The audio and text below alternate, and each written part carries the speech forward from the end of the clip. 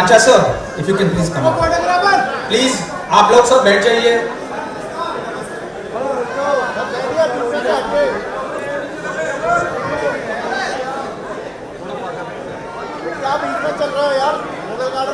Please please शांति से बैठ जाइए।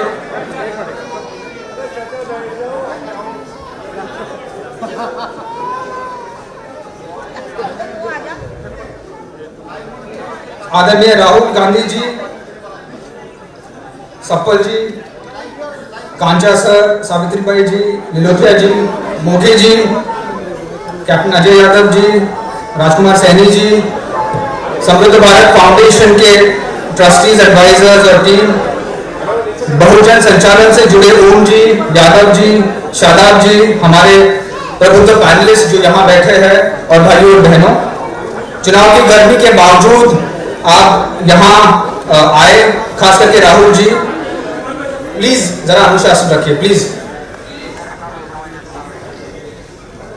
चुनाव की गर्मी के बावजूद ये आप लोग यहाँ आए हैं, वरिष्ठ नेतागण, खास करके राहुल जी, सामाजिक न्याय के प्रति अपनी दृढ़ वैचारिक और नैतिक प्रतिबद्धता के कारण यहाँ है, और इसके लिए मैं और यहाँ सारे उपस्थित देश भर के जो सामाजिक कार्यकर्ता है, एकेडमिक्स, अध्यापक है, जो प्रोफेशनल्स है और नागरिक, आप सबका मनपूर्वक आभार व्यक्त करते हैं। Rahul ji, thank you for coming for this programme. ये सम्मेलन आज हम एक ऐतिहासिक क्षण पर आयोजित कर रहे हैं। पिछले 70 सालों में हर सरकार अपना राजधर्म का पालन करते हुए संवैधानिक और संस्थागत मूल्यों को संयम रखा है, उनका पालन किया है और उनको बढ़ाती दी है। इस संकल्प और प्रतिज्ञा के कारण भारत कई ऊंचाई छू रहा है। इसमें 55 साल कांग्रेस पार्टी ने इस देश को सेवा की है, देश की सेवा की है, लेकिन पिछले कुछ सालों से ये सम्मेलन की जरूरत इसलिए हो रही है क्योंकि पिछले कुछ सालों से भारत का संवैधानिक वादा जो हर नागरिक को, that no matter who you are or where you come from, each one of us is guaranteed equitable access to the promise of this nation, ये वादा आज तोड़ दिया गया है। आप सब यहाँ प्रबुद्ध लोग हैं, मुझे दोहराने की जरूरत नहीं है कि खास करके SC, ST, OBC, अल्पसंख्यकों के लिए जो प्रावधान इस पिछले 70 सालों में इस देश ने लागू किया है वो पूरी तरह से नष्ट किया जा रहा है। स्कॉलरशिप्स बंद किए जा रहे हैं, बेरोजगारी नई ऊंचाई छू रहा है, SC, ST, TSP जो फंड है वो आधा हो गया है, अत्याचार 4 गुना बढ़ गए हैं, और हमारे खास करके जो बहुजन वर्ग है अधिकार और हक को कुचला जा रहा है। राहुल जी ने जो 2 यात्राएं देश में हर कोने से, हर समुदाय से, हर प्रांत को छुई है और उनके जरूरतों को और आकांक्षाओं को बारीकी से परखा है। कांग्रेस का जो न्याय पत्र है जो आपके वहां बटा गया है, जिसका सामाजिक न्याय का भाग आपको बांटा गया है, ने इस राहुल जी ने पूरे देश की बात जो सुनी है, इस बात को ये परखा रही है, इस बात को दर्शाती है, और उसके लिए मैं राहुल जी को आपकी तरफ से और देश की तरफ से कांग्रेस पार्टी का अभिनंदन करता हूँ। लेकिन ये सम्मेलन सिर्फ भाषण का नहीं है, आपको यहाँ सुनना नहीं है, ये एक दूसरा स्वतंत्रता संग्राम है, और सिर्फ राजनीतिक दलों की जिम्मेदारी नहीं है कि हमारे हक और अधिकार के लिए लड़े।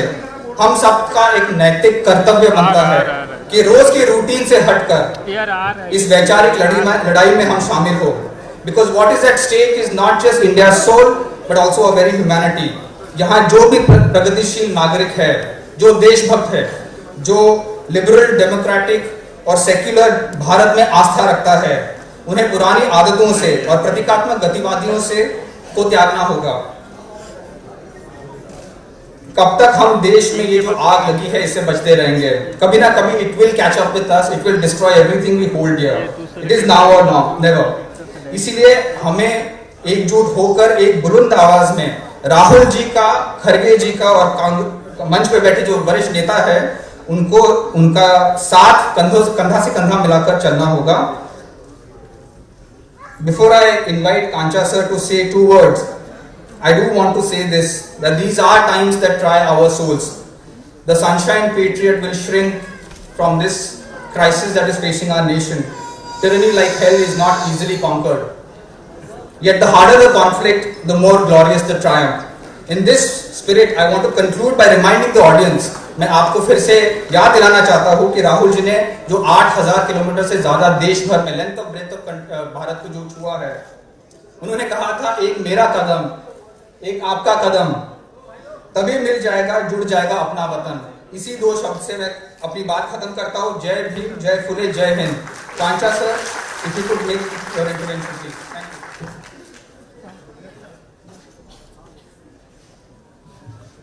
I thank the organizers for organizing this, and also Rahul ji for starting a battle for social justice of all of Shudra, OBC, Dalit, Adivasi, from the Nehru, Gandhi, Rajiv Gandhi family. Thank you very much. This battle is a game-changing battle. I am making a brief statement on behalf of the whole Shudra communities, OBCs. I myself is an OBC. 2024 Congress Manifesto, a game changer of Indian history.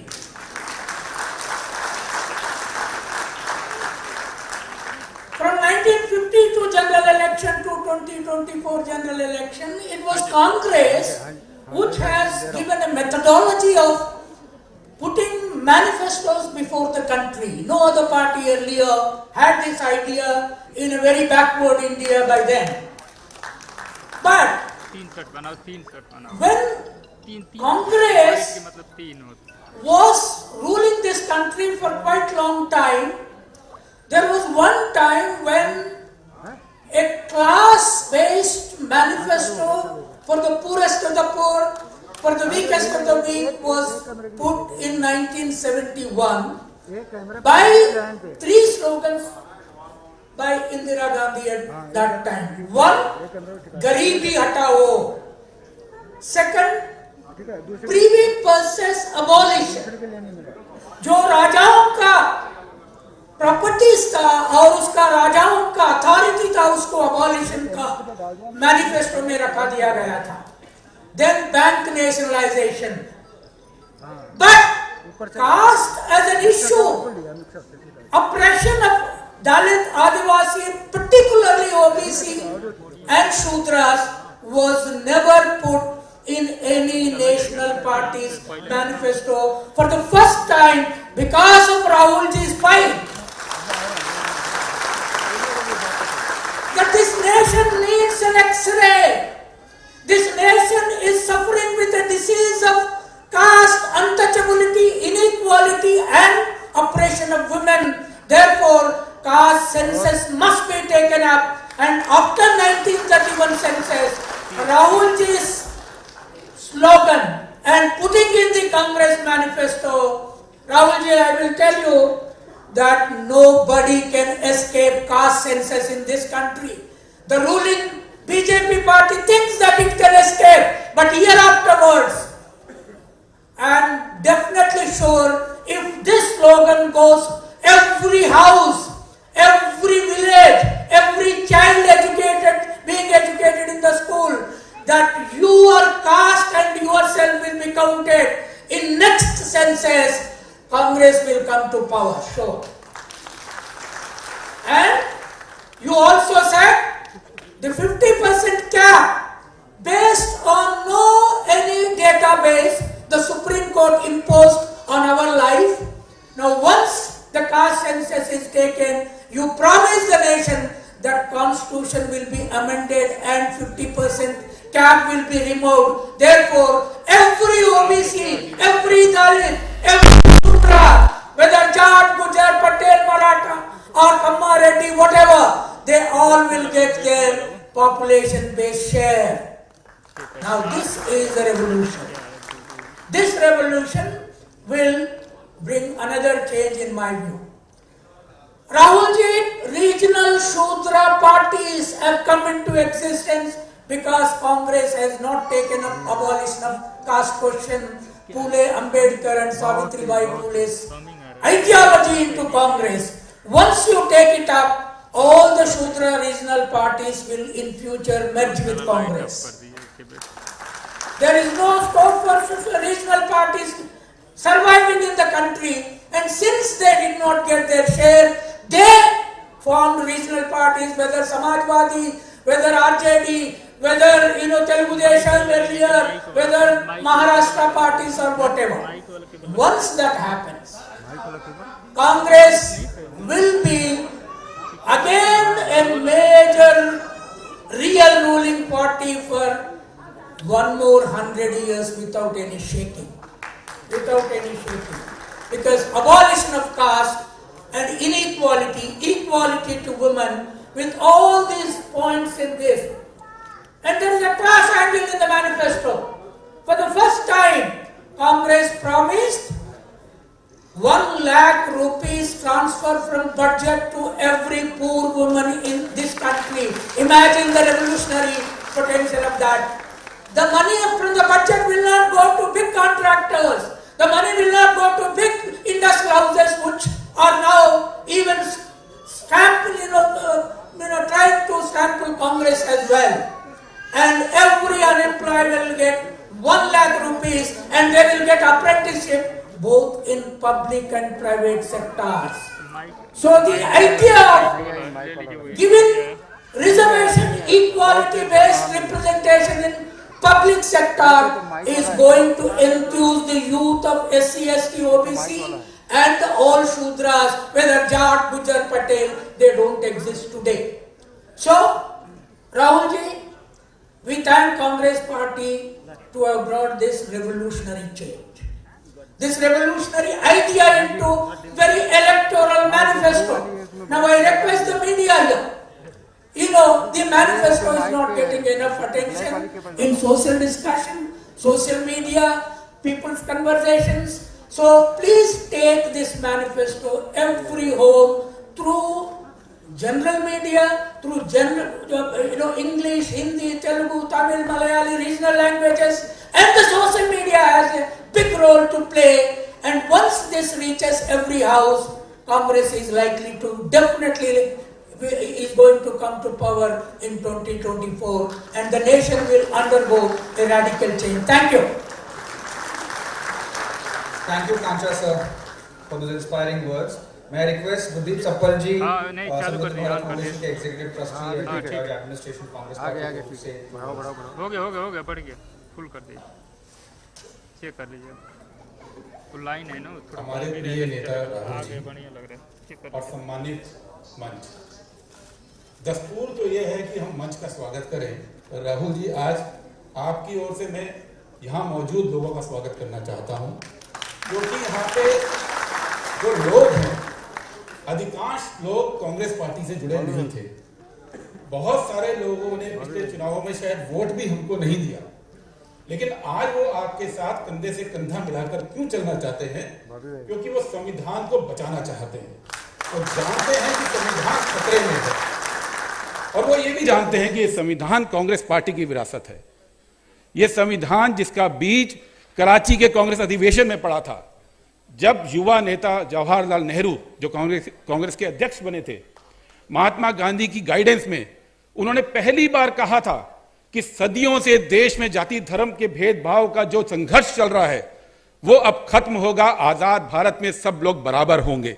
ये guarantee Congress party के अधिवेशन में 1931 में दी गई थी, और साथ ही यह भी कहा था कि इस गारंटी को बचाने के लिए हर एक व्यक्ति के पास वोट का अधिकार होगा, जो उस वक्त तक दुनिया में कहीं भी नहीं था।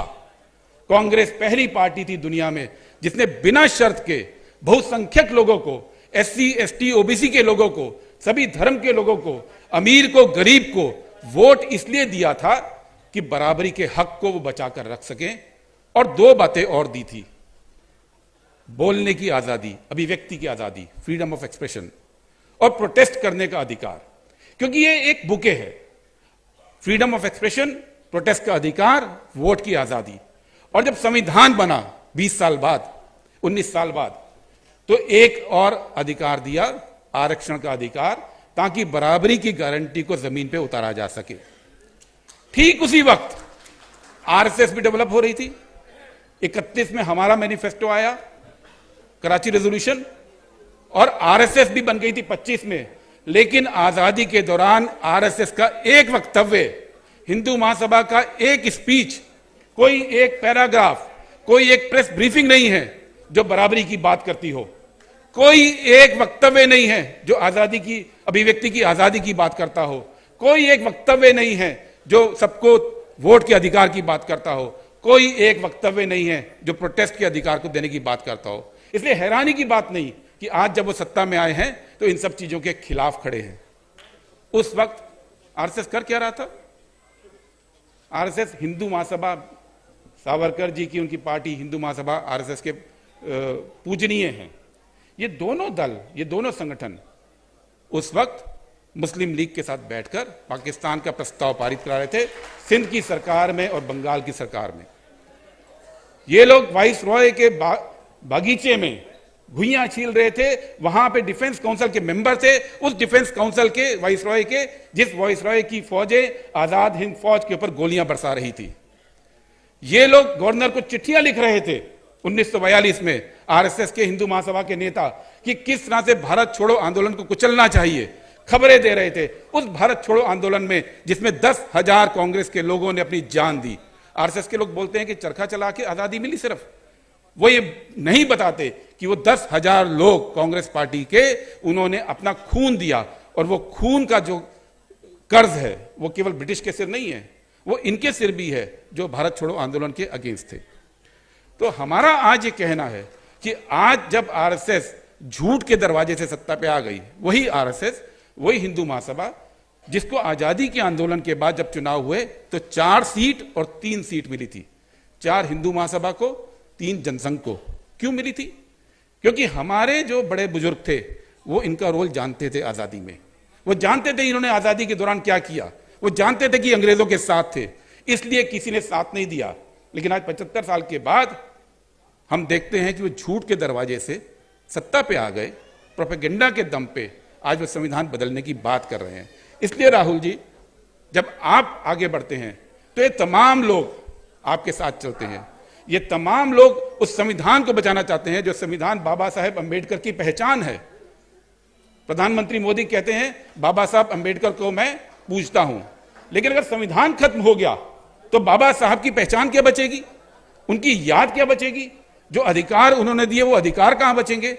इसलिए आज इस चुनाव में लड़ाई केवल सत्ता बदलने की नहीं है। इस चुनाव में जो लड़ाई है वो संविधान बचाने की है, वो आरक्षण बचाने की है, वो जातीय भेदभाव को आगे बढ़ाने के लिए जो गरीब पिछड़े लोग हैं, जो मजलूम लोग हैं, उनको सत्ता में, उनको सत्ता के अलग अलग प्रतिष्ठानों में, उनको नौकरियों में जगह देने की है। वो लोग आगे बढ़ेंगे तो देश एक रहेगा। इसी संदेश के साथ राहुल जी, आज आपके साथ ये लोग जुड़ने को तैयार हैं। मैं आमंत्रित करता हूं आपको कि आप इनको संबोधित करें।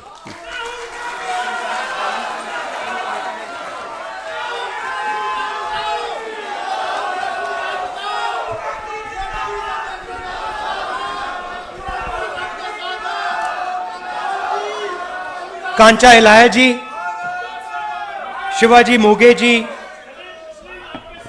कैप्टन अजय यादव जी, राजेश लिलोतिया जी, पी विल्सन जी, राजकुमार सैनी जी, सावित्री भाई फूले जी, सप्पल जी, देश पांडे जी, भाइयों और बहनों, प्रेस के हमारे मित्रों, आप सबका यहां बहुत बहुत स्वागत, नमस्कार। कैसे हैं आप? मैनिफेस्टो आपको अच्छा लगा? आपने देखा होगा कि प्रधानमंत्री पैनिक कर गए हैं। हाँ, बिल्कुल हिल गए हैं, घबरा गए। क्रांतिकारी मैनिफेस्टो है। तो मैं शुरुआत एक कहानी से करना चाहता हूं, जिसने ये जो ओबीसी, दलित, आदिवासी की पॉलिटिक्स है, उस डायरेक्शन में उसको समझने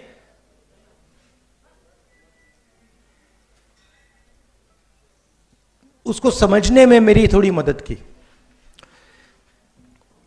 एक दिन 10-15 साल पहले मैंने एक अखबार में छोटी सी न्यूज देखी कि हिंदुस्तान की एक फैशन डिजाइनर फ्रांस में जाकर अपने कपड़े फैशन शो कर रही थी। तो मुझे काफी अच्छा लगा कि फ्रांस फैशन की राजधानी मानी जाती है, फ्रांस के डिजाइनर अपने आप को दुनिया के सबसे टॉप फैशन डिजाइनर मानते हैं। तो मैंने कहा देखो बड़ी अच्छी बात है, हिंदुस्तान की एक फैशन डिजाइनर पहली बार फ्रांस के पेरिस में जाकर अपने कपड़े दिखा रही है। 2-3 दिन बाद उसी अखबार में मैंने एक आर्टिकल देखा कि फ्रांस के डिजाइनर्स ने हिंदुस्तान के जो डिजाइनर थी उसका मजाक उड़ाया कि देखो इसको तो डिजाइन ही नहीं आती। तो अब मेरे 2-3 फैशन डिजाइनर दोस्त हैं जो फ्रांस में, इटली में फेमस फैशन डिजाइनर्स हैं। तो मैंने फोन उठा के मैंने एक फैशन डिजाइनर्स को फोन लगाया जो मेरा दोस्त है। मैंने उससे कहा देखो तुम लोग क्या कर रहे हो। तो कहता है क्या। मैंने कहा हिंदुस्तान से एक लड़की आती है, पहली बार आती है, अपने कपड़े दिखाती है, फैशन दिखाती है, और आप लोग डर गए तो आप लोग उसका मजाक उड़ा रहे हो कि आपको अच्छा नहीं लगा कि इंडिया की एक औरत आपके सामने आकर जो आप काम करते हो उससे अच्छा काम कर गई। नहीं, ताली मत बजाइए, अभी कहानी पूरी नहीं हुई है। तो वो मुझे कहता है देखो तुम लोग सुपर पावर की बात करते रहते हो, मगर ऐसे तुम लोग सुपर पावर कभी नहीं बनोगे। और अगर तुम सचमुच बात समझना चाहते हो तो मैं समझा देता हूं, मगर तुम्हें अच्छी नहीं लगेगी बात। मेरा दोस्त है। मैंने कहा देखो बात यह है कि हिंदुस्तान से लड़की आई है, तुम लोग घबरा गए हो, तो ऐसे उल्टे सीधे बहाने मत बनाओ। कहता है नहीं मैं समझाता हूं तुम्हें। मुझे कहता है राहुल, मुझे फैशन डिजाइनर कहा जाता है, हम सबको फैशन डिजाइनर कहा जाता है, मगर हम फैशन डिजाइनर नहीं हैं, हम दर्जी हैं। फैशन डिजाइनर सिर्फ नाम दिया गया है, हम हैं दर्जी। और आप दर्जी से बात कर रहे हो। आपने मुझे कोई भी कपड़ा दे दिया, मैं उस कपड़े को समझ जाता हूं, छूते ही मुझे कपड़े के बारे में पूरा सब पता लग जाता है। कैसे गिरेगा, कैसे काटा जाएगा, किस पर किस प्रकार लगाया जाएगा, मैं सब जानता हूं, मैं कारीगर हूं।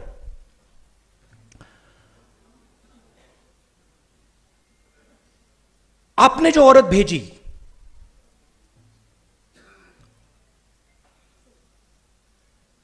वो कपड़े को नहीं समझती है। वो जो ड्रेस वो दिखा रही थी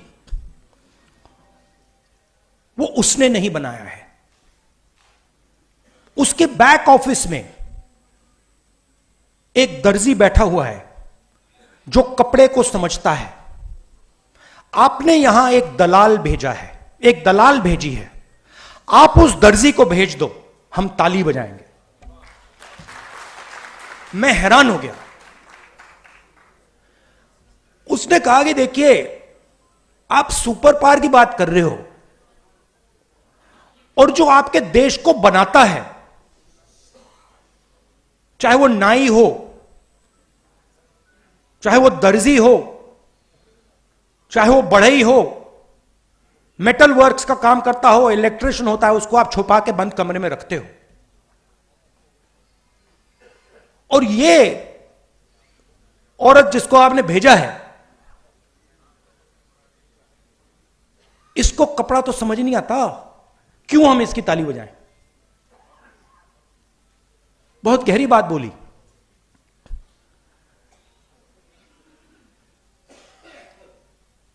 और उसके बाद मैं सोचने लगा। फिर मीडिया में मेरे बारे में कहते थे कि पॉलिटिक्स में इंटरेस्टेड नहीं है, नॉन सीरियस है।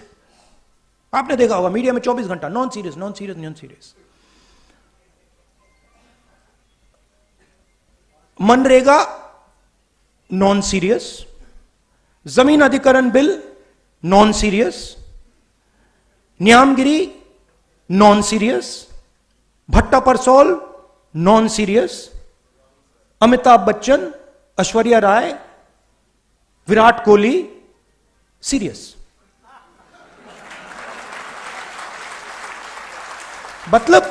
मतलब हिंदुस्तान की पॉलिटिक्स में मान लीजिए ये कमरा है, इसमें 1000 लोग बैठे हैं। 1000 लोग में से आप यहां पे 20 लोगों को हेडफोन दे दीजिए और माइक्रोफोन दे दीजिए, और वो 20 लोग 24 घंटा चर्चा कर रहे हैं, और 990 लोग यहां बैठे हुए हैं।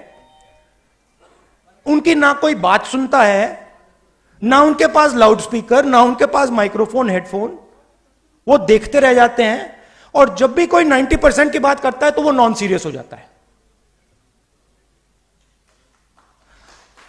तो मैंने शुरू किया, मैंने कहा देखता हूं ये जो लोग कह रहे हैं नॉन सीरियस,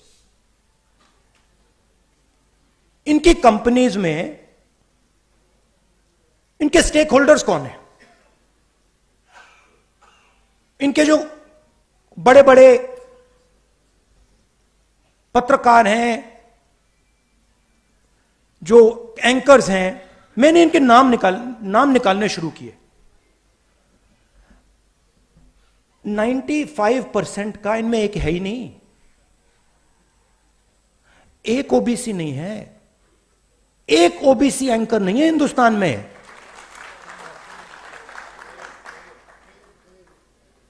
एक ओबीसी एंकर नहीं है, एक दलित एंकर नहीं है, एक आदिवासी एंकर नहीं है।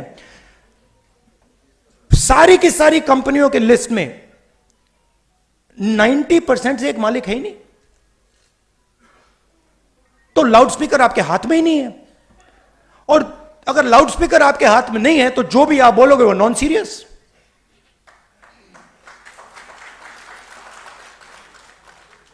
मैंने अगर इनके हाथ में लाउडस्पीकर दे रखा है, मतलब फुल पावर वाला लाउडस्पीकर, तो बाकी सब बोले ना बोले वो तो नॉन सीरियस ही होगा। वो सीरियस तो वही है जिनके हाथ में लाउडस्पीकर है।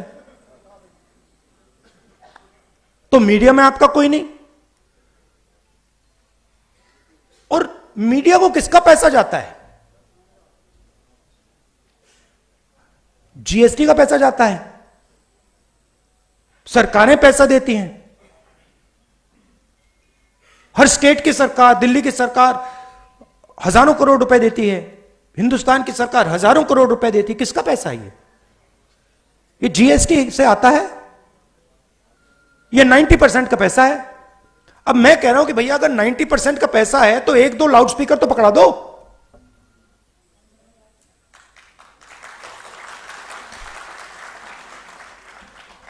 उसके बाद मैंने कहा ठीक है, मीडिया में कोई नहीं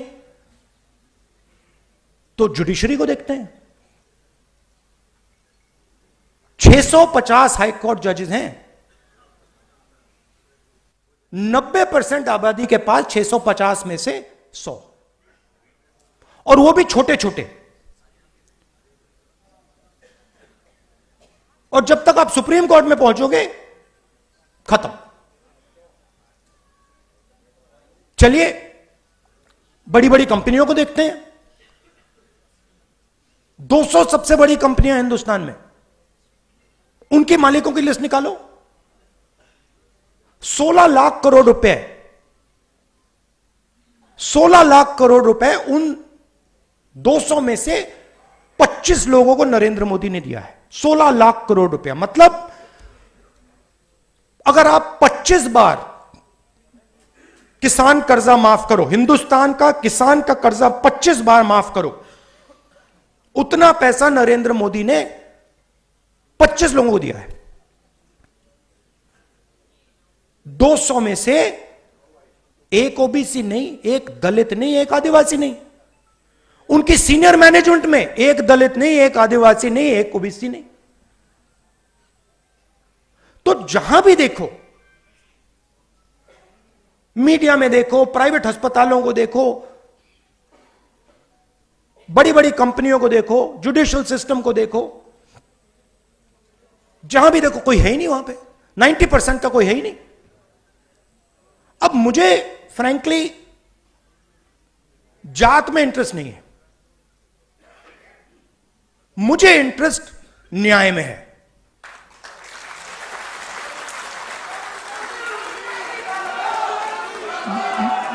मैं सिर्फ ये कह रहा हूं कि हिंदुस्तान में आज 90% के साथ अन्याय हो रहा है, भयंकर अन्याय हो रहा है।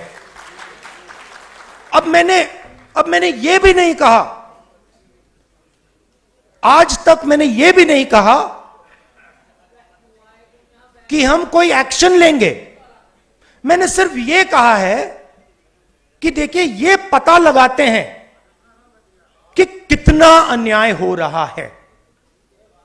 इसका तो कोई ऐतराज नहीं होना चाहिए। अगर आपको चोट लगे और मैं आपसे कहूं, भैया शांत हो जाए जरा, और मैं आपसे कहूं कि देखिए इनको चोट लगी है, एक्सरे करा लीजिए, तो एक्सरे से किसी को इतराज तो नहीं होना चाहिए ना। मगर आप देखिए, नेशनल मीडिया को देखिए, नरेंद्र मोदी को देखिए, जैसे ही मैंने एक्सरे का शब्द प्रयोग किया, मैंने सिर्फ यह कहा कि टेस्ट करते हैं अन्याय कितना है, सारे के सारे खड़े हो गए। देश को तोड़ने की कोशिश हो रही है, देश को बांटने की कोशिश हो रही है। एक्सरे से क्या बटेगा, कैसे बटेगा? एक्सरे से सिर्फ 90% को यह पता लगेगा कि उनकी भागीदारी कितनी है। अब सारे के सारे देशभक्तों को यह अच्छा लगना चाहिए। देशभक्त क्या चाहता है? देशभक्त देश में न्याय चाहता है। देशभक्त अन्याय थोड़ी चाह सकता है। देशभक्त चाहता है कि हिंदुस्तान आगे बढ़े, देशभक्त चाहता है कि हिंदुस्तान एक दिन सुपर पावर बने, जो भी जैसे भी आप कहना चाहो। तो अगर आप सुपर पावर बनना चाहते हो, चाइना से मुकाबला करना चाहते हो, तो 90% शक्ति का प्रयोग तो करना पड़ेगा। अगर आप 90% की शक्ति का प्रयोग ही नहीं करोगे तो कैसे बनोगे? तो बड़ी इंटरेस्टिंग बात है कि सारे के सारे लोग अपने आप को देशभक्त कहते हैं, सारे के सारे जो अपने को देशभक्त कहते हैं, एक्सरे से डरते हैं। मोदी जी ने 10 साल देश को कहा कि मैं ओबीसी हूं। जैसे ही मैंने एक्सरे की बात की, जाति जनगणना की बात की, नरेंद्र मोदी कहते हैं जाति नहीं।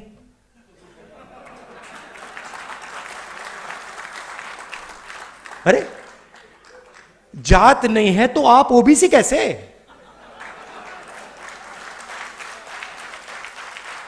फिर आपको उस टाइम कहना था मेरी तो कोई जात ही नहीं है। और फिर कहते हैं हिंदुस्तान में सिर्फ 2 जात हैं, अमीर और गरीब। ठीक है, अगर आप यह बात मानते हो कि हिंदुस्तान में सिर्फ 2 जात है, अमीर और गरीब, तो मैं आपसे कहता हूं कि गरीबों की लिस्ट निकालिए, उसमें आपको ओबीसी, दलित, आदिवासी मिल जाएंगे। और अमीरों की लिस्ट निकालिए, उसमें आपको 1 दलित, 1 आदिवासी, 1 पिछड़ा नहीं मिलेगा, नहीं मिलेगा। तो यह मेरे लिए अब राजनीतिक मुद्दा नहीं है, यह आप बात समझ लीजिए। यह अब मेरा लाइफ का मिशन है।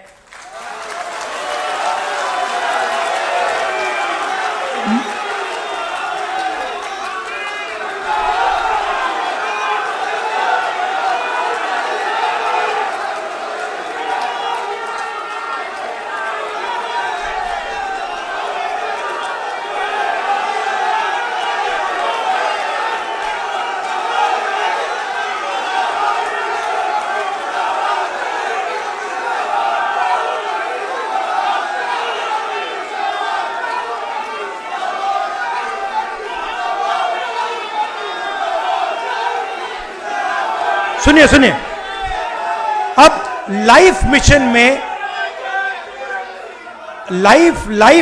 में और राजनीति और लाइफ मिशन में फर्क मैं आपको बताता हूं। लाइफ मिशन में कॉम्प्रोमाइज नहीं होता है, राजनीति में कॉम्प्रोमाइज किया जा सकता है, लाइफ मिशन में कॉम्प्रोमाइज नहीं होता। और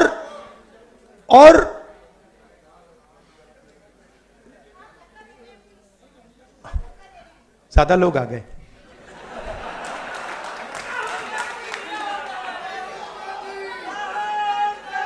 और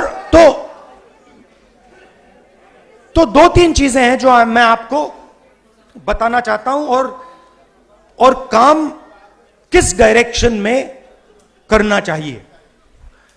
सबसे पहले इसमें एक पॉलिटिकल डायरेक्शन है। पॉलिटिकल डायरेक्शन आपने मैनिफेस्टो में अच्छी तरह देख लिया है। आपने ही कहा कि मैनिफेस्टो क्रांतिकारी डॉक्यूमेंट है, उसमें एक्सरे है, और उसमें जो इनकम इनइक्वालिटी नरेंद्र मोदी जी ने की है, जो 22 लोगों को उन्होंने 16 लाख करोड़ रुपए ट्रांसफर किया, थोड़ा सा पैसा, ज्यादा नहीं, थोड़ा सा पैसा कांग्रेस पार्टी का मैनिफेस्टो वापस 90% को देने जा रही है। थोड़ा सा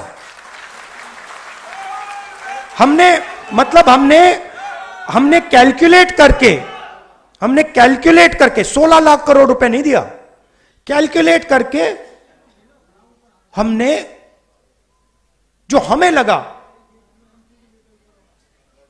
जो न्याय हमें लगा कि इतनी मदद करनी चाहिए, हमने मैनिफेस्टो में डाल दिया है। मगर उससे भी ज्यादा बड़ा एक काम है जो आप, मैं और हम सब को एक साथ करना पड़ेगा। देखिए,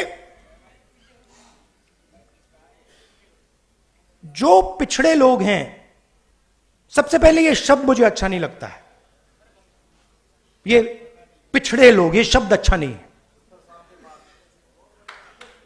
सबसे पहले इस शब्द को खत्म करना है।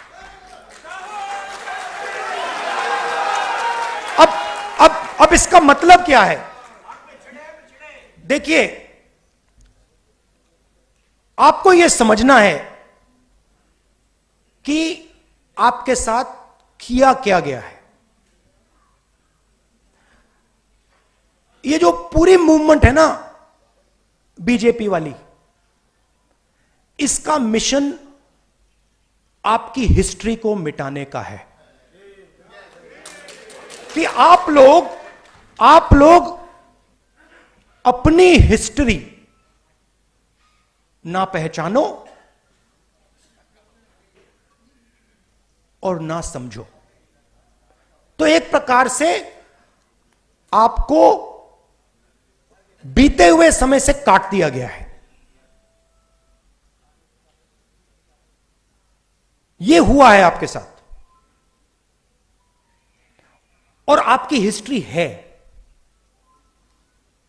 आपकी हिस्ट्री फूले जी हैं, अंबेडकर जी हैं, नहीं, अंबेडकर जी हैं, मगर वो बहुत चुने हुए लोगों की हिस्ट्री है, 2, 3, 4 लोगों की हिस्ट्री है। मगर एक्चुअली फूले जी जैसे करोड़ों लोग थे जिन्होंने अपनी पूरी जिंदगी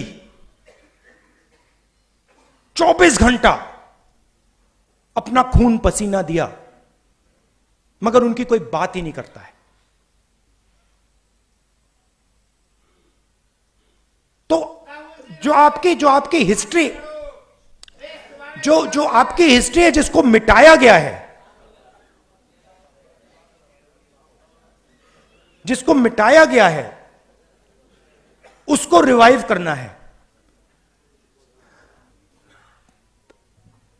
आजादी की लड़ाई में मैं आपसे पूछता हूं, आजादी की लड़ाई में आपका क्या रोल था? क्या रोल था आपका आजादी की लड़ाई में? सेंट्रल रोल था आपका आजादी की लड़ाई में।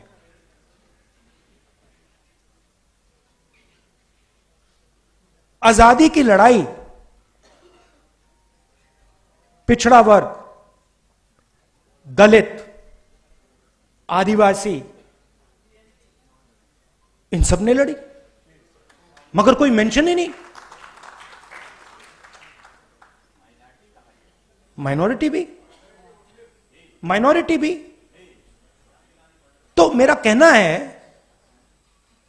कि जब तक हम आपकी हिस्ट्री को रिवाइव नहीं करेंगे, जब तक आपकी एक बार फिर जड़ नहीं लगेगी, हिस्टोरिकल जड़ नहीं लगेगी, तब तक यह लड़ाई नहीं लड़ी जा सकती। मगर यह एक बात समझ लीजिए कि जो मैंने आपसे पहले कहा, यह मेरे लिए राजनीति नहीं है, यह मेरे लिए लाइफ मिशन है, इसको छोड़ने वाला नहीं हूं मैं। और मैं गारंटी करके कह रहा हूं, जो कांचा जी ने कहा, आप लिख लो,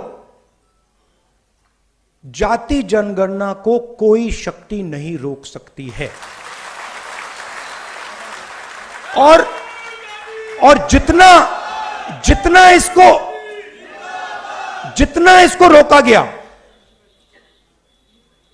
इसको रोका गया, उतनी तेजी से, उतनी फोर्स से यह वापस आएगा। क्योंकि हिंदुस्तान के 90% लोगों को यह बात समझ आ गई है। शायद वो आज कह नहीं रहे हैं, खुलकर कह नहीं रहे हैं, मगर उनको बात समझ आ गई है कि हिंदुस्तान के इंस्टीट्यूशनल स्ट्रक्चर में, हिंदुस्तान की इकोनॉमी में, हिंदुस्तान के जुडिशरी में उनकी कोई जगह नहीं है, और देश 90% उनका है। तो इसको रोका नहीं जा सकता है। और जैसे ही हमारी सरकार आएगी, मैं आपको बता रहा हूं, पहला काम जाति जनगणना होगा।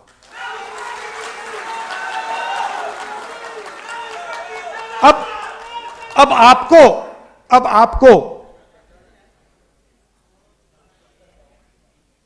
ये जो 90% हैं, इनको आपका काम है, आपका रोल है कि इनको बताना कि देखिए, इस देश में आपकी भागीदारी नहीं है।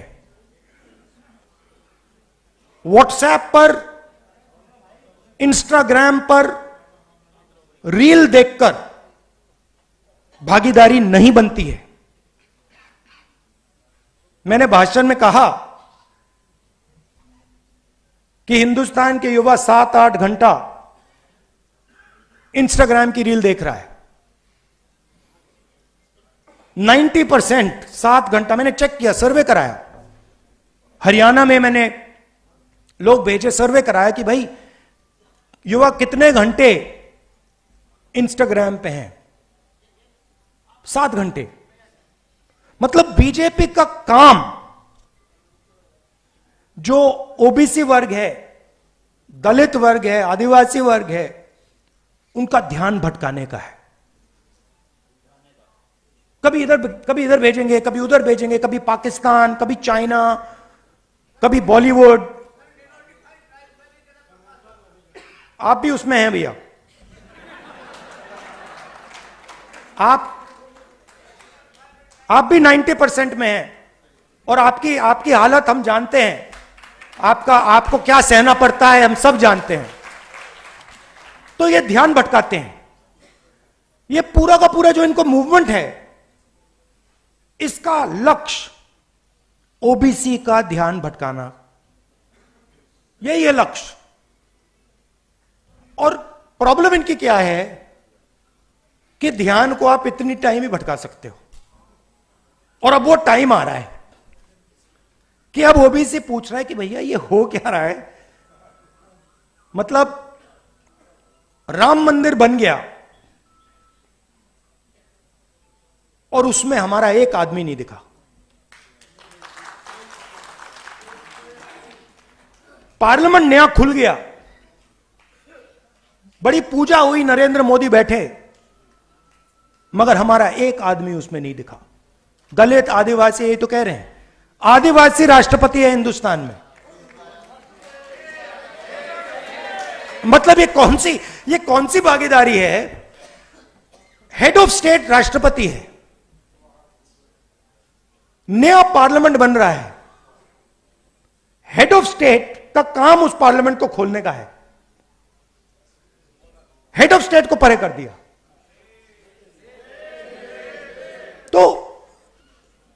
तो लोगों को यह बात समझ आ रही है। राम मंदिर में भी बिल्कुल यही हुआ। तो देश को यह समझ आ रहा है, 90% को समझ आ रहा है, और इसको हमें आगे ले जाना है। अब मैं ये भी नहीं कह रहा हूं कि हिंदुस्तान के मतलब जो बड़े बड़े बिजनेसेस हैं उनकी मदद नहीं होनी चाहिए, होनी चाहिए, कोई प्रॉब्लम नहीं है। मैं सिर्फ ये कह रहा हूं कि भैया अगर उनका 100 रुपए, उनके 100 रुपए की मदद हो रही है तो इनकी भी 100 रुपए की कर दो ना। अगर आप उनका कर्जा माफ कर रहे हो, उनका आपने 16 लाख करोड़ कर दिया, और हिंदुस्तान के किसान का आपने 50 रुपए भी नहीं किया। ओबीसी स्टूडेंट्स हैं, आदिवासी स्टूडेंट्स हैं, दलित माइनॉरिटी स्टूडेंट्स हैं, उनका आपने कितना माफ किया? कुछ नहीं। फीस बढ़ा दी, और फीस बढ़ा दी नहीं, बात समझिए, आपने कहा फीस बढ़ा दी, फीस बढ़ाई प्राइवेट यूनिवर्सिटी कॉलेजेस में, सही। प्राइवेट यूनिवर्सिटी कॉलेजेस किसके? वही 5% के हैं। वो जमीन कहां से आई? जमीन कहां से आई? आपकी जमीन, किसानों की जमीन अक्वायर की। स्कॉलरशिप खत्म कर दी। तो प्राइवेट अस्पताल देखिए, प्राइवेट कॉलेजेस, स्कूल्स, कॉलेजेस देखिए, बड़ी बड़ी यूनिवर्सिटीज देखिए। आप जीएसटी का पैसा देते हो, जमीन आपसे एक्वायर की जाती है, और फिर आपकी फीस बढ़ती है। और हर संस्था में यह है।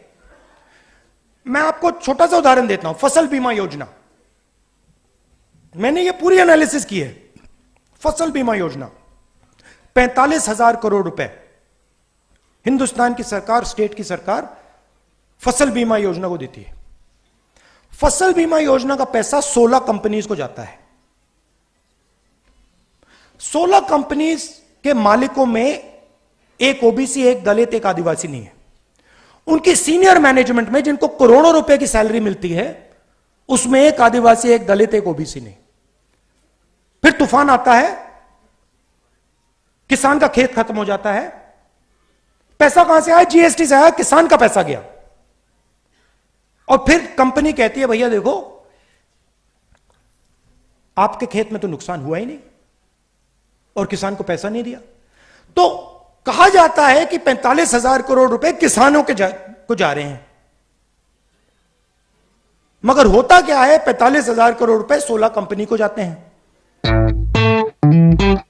फर्टिलाइजर सब्सिडी भी यही है। जाति जनगणना से क्लैरिटी हो जाएगी। और जाति जनगणना को मैं आपको थोड़ा समझाना चाहता हूं। आप ये मत सोचिए कि जाति जनगणना सिर्फ कास्ट सर्वे, वो जाति का सर्वे है, मगर उसमें हम इकोनॉमिक और इंस्टीट्यूशनल सर्वे भी जोड़ेंगे। मतलब क्या होगा? मतलब क्या होगा? देश को पता लग जाएगा कि इस जात में इतने लोग हैं, दलित इतने, आदिवासी इतने, गरीब जनरल कास्ट इतने, इनकी आमदनी इतनी है और हिंदुस्तान की संस्थाओं में इनकी इतनी भागीदारी है। तो पता लग जाएगा कि मीडिया में इतनी कंपनियां हिंदुस्तान की मीडिया को कंट्रोल करती हैं, इतना पैसा हिंदुस्तान की सरकार इनको दे रही है, और इस संस्था में इतने ओबीसी, इतने दलित, इतने आदिवासी, वो सब संस्थाओं का होगा। तो ये एक प्रकार से नेशनल एक्सरे मान लीजिए इसको। और मुझे लगता है कि 70 साल बाद ये एक जरूरी कदम है कि हम असेस करें कि 70 साल की आजादी के बाद आज सिचुएशन क्या है और इसके बाद हमें किस डायरेक्शन में जाना चाहिए। लॉजिकल है और इसका कोई इतराज नहीं कर सकता है। यह मैं आपसे कहना चाहता था। आप यह मत सोचिए कि यह काम 1 दिन का, 2 दिन का, 5 दिन का है। यह लाइफ टाइम का काम है और इसको हम मिलकर करने जा रहे हैं। आप सबका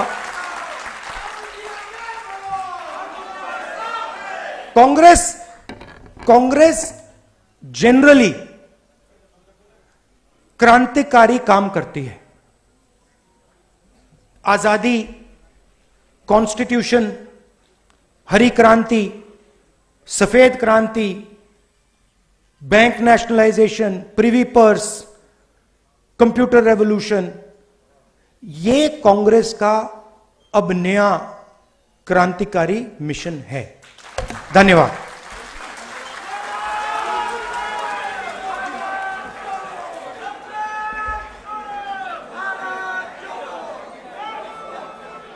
आप सब बैठ जाइए। आप प्लीज सब बैठ जाइए। आप प्लीज सब बैठ जाइए। Sir, I'll just call you. Please सब आप बैठ जाइए। अभी सर है, राहुल जी बैठे हैं, प्लीज बैठे रहिए अपने अपने स्थान पर, अनुशासन रखिए। प्लीज प्लीज, अभी नहीं सर, मैं बुला रहा हूं अभी उनको। प्लीज प्लीज प्लीज, अभी नहीं सर, बाद में अभी सर है।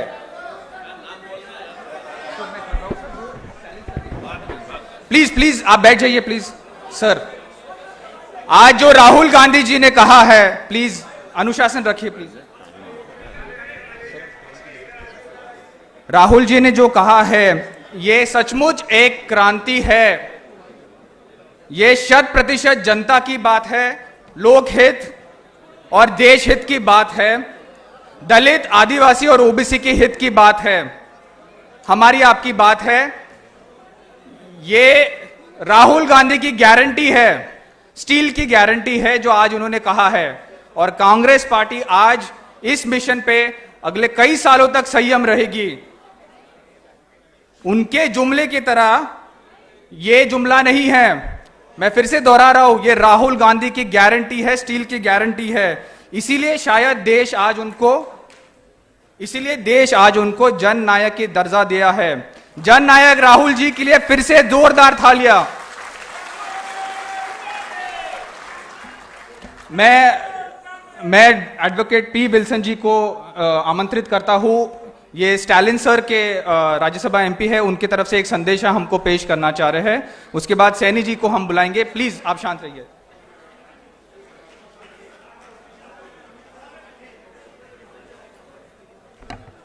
Rahul Gandhi ji, leaders on the dais and off the dais, press and media. Rahul Gandhi ji, your elder brother, Mr. M.K. Stalin, wanted to convey his greetings for organizing this program and wanted me to read a message in this occasion. The message is, as we convene today, it is imperative to acknowledge Tamil Nadu's private role in championing social justice within India. The legacy of the Justice Party government dating back to 1921 stands as a beacon of social justice with the introduction of the reservations for the underprivileged through the communal geo. Post-independence, amidst threats to the reservation system, the resolute protest by the Dravidian movement, famously known as the happenings in Madras, catalyzed the first amendment of our constitution. The amended solidified affirmative action ensuring the continued upliftment of marginalized communities. Currently, Tamil Nadu proudly boasts 69% of OBCs, SCs, STs, surpassing the arbitrary 50% limit.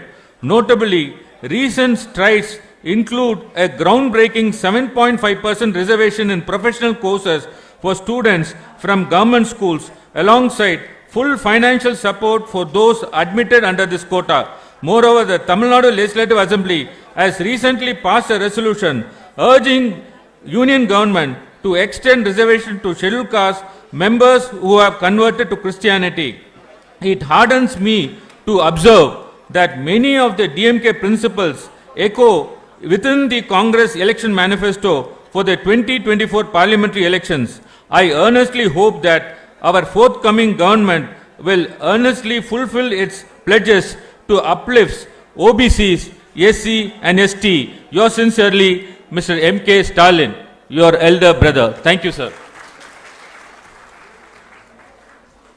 मैं राजकुमार सैनी जी को आमंत्रित करता हूं उनके 2 शब्द कहने के लिए। मित्रों, मैंने आपका समय राहुल जी मैं सिर्फ आपके 2 मिनट लिए हैं। वो सभी लोग जो 104 पार्टियां आज कांग्रेस को बिना शर्त समर्थन देने के लिए हाथ खड़ा करके जरा एक बार सभी वो लोग जो लोग हमारे साथ जुड़े और पूरे देश के अंदर झंडा बुलंद करके दिखाएंगे, भाई राहुल जी को इंश्योर करते हैं। और ये पूरे देश के ऊपर भी जो लोग हाथ उठा रहे हैं, ये आप एक बार देख लें, ये सभी वो लोग हैं जिन्होंने बिना किसी स्वार्थ के आज कांग्रेस पार्टी ने जो एजेंडा लिया है, जो आपने एजेंडा लिया है, कांग्रेस पार्टी तो पहले भी थी, लेकिन जो आपने एजेंडा लिया है, उस एजेंडे के लिए हम आपको सर्वसम्मति से धन्यवाद के साथ साथ समर्थन पहले दे चुके हैं। आपके दिशा निर्देश की इंतजार में है कि जो आपके दिशा निर्देश होंगे उसके लिए हम आपके और आपके मिशन के साथ जुड़ करके कंधे से कंधा मिला करके इस देश में इस पाखंडी सरकार को हटाएंगे और देश के अंदर न्याय, सामाजिक न्याय की व्यवस्था को कायम करेंगे। इन्हीं शब्दों के साथ भाई राहुल जी का और पूरी टीम का धन्यवाद। नमस्कार। Thank you. थैंक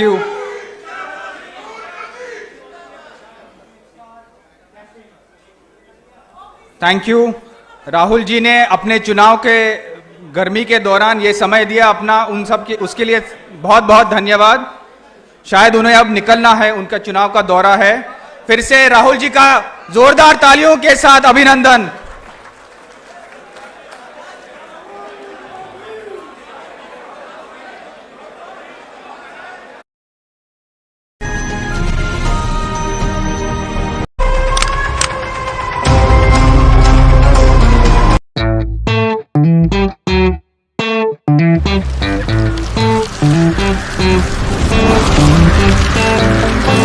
है।